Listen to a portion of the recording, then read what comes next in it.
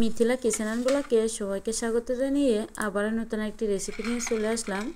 আজকে আমি তাজা তাজা মলা মাছ দিয়ে রান্না করব চাল কুমড়ার বড়ি। সম্পূর্ণ মায়ের মতো করে রান্নাটা করার চেষ্টা করব। মাছটা আমি লবণ হলুদ আর একটু লঙ্কার গুঁড়া মিশিয়ে নিয়ে খুব সুন্দর করে ভেজে নেব। লো আছে খুব সুন্দর করে ভেজে নেব। অনেকেই দেখি মাছগুলো না ভেজেই রান্না করে এই মলা মাছটা, কিন্তু আমার কাছে মনে হয় একটু যদি ভেজে নিয়ে রান্নাটা করা যায় তাহলে খেতে কিন্তু অনেক বেশি মজা লাগে। আমার কাছে এই রান্নাটা কিন্তু অনেক বেশি প্রিয়।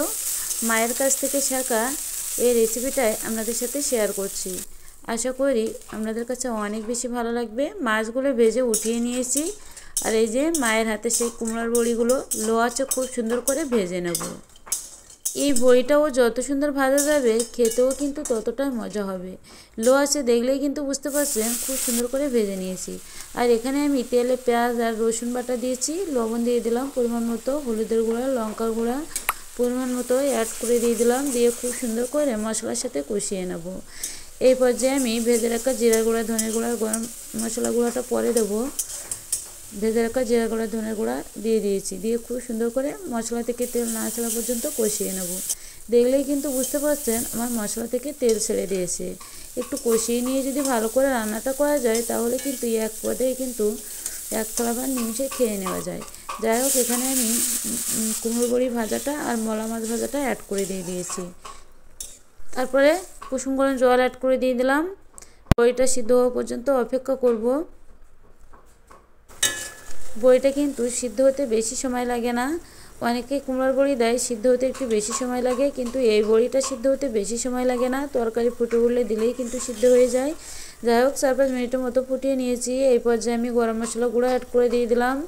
গরম মশলা গুঁড়াটা দিয়ে এবার আমি তরকারিটা নামিয়ে নিয়ে নেব। দেখুন তো কত সুন্দর দেখতে হয়েছে। এটা দেখতে যেমন সুন্দর হয়েছে, আশা করি খেতেও অনেক বেশি ভালো লাগবে। যাই হোক, এই পর্যায়ে আমি গরম মশলা গুঁড়োটা অ্যাড করে দিয়ে তরকারিটা নামিয়ে নেব। লবণটাও চেক করে নিয়েছি, লবণটাও ঠিক আছে।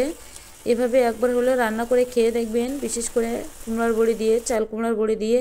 অনেকেই দিতে জানে না এই চাল কুমড়ার বড়িটা। যাই হোক, আমাদের সাতক্ষীরা অঞ্চলের মানুষ এই চাল কুমড়ার বড়ি দিয়ে এভাবে মাছ ঝোল করে খায়। আর আমার রেসিপিটা কেমন লাগলো অবশ্যই জানাবেন। এবার কিন্তু গরম গরম পরিবেশন করার পালা। দেখতে যেমন সুন্দর হয়েছে, খেতেও তো দারুণ লাগবে। গরম ভাতের সাথে এই রেসিপিটা হলে আমার আর কিছুই চায় না, বিশেষ করে এই মলা মাছের ঝোল। এই রেসিপিটা আমার বাবারও অনেক বেশি পছন্দ। মলা মাছগুলো আমার বাবা অনেক বেশি পছন্দ করে। সেই রেসিপিটা আমাদের সাথে শেয়ার করছি। আজ এ পর্যন্তই। সবাই ভালো থাকবেন। Tata, bye bye.